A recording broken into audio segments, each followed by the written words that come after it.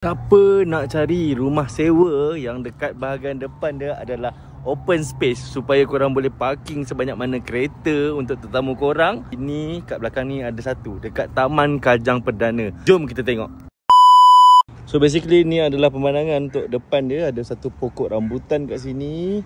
Depan tak ada orang, tak ada jiran. Dan kat sini adalah unit yang kita nak view tu. Okay, jom kita tengok satu rumah yang nak disewa dekat Kajang Perdana. Let's go. Rumah ni siap ada solar guys. Siap ada solar. Okay, disebabkan rumah ni ada solar, jadi nanti bil elektrik memang murah. Ini adalah bahagian depan. Dekat sini ada, ni korang boleh parking kereta lah.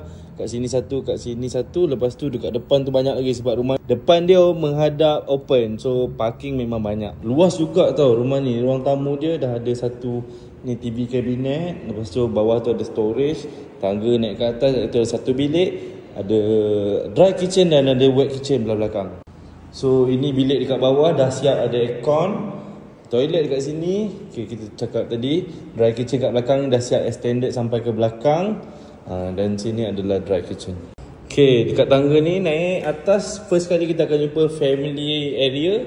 Dan di belah sana ada master bedroom. Dekat sini ada dua bilik. Kita pergi master bedroom dulu. Okay, dekat master bedroom ada aircon.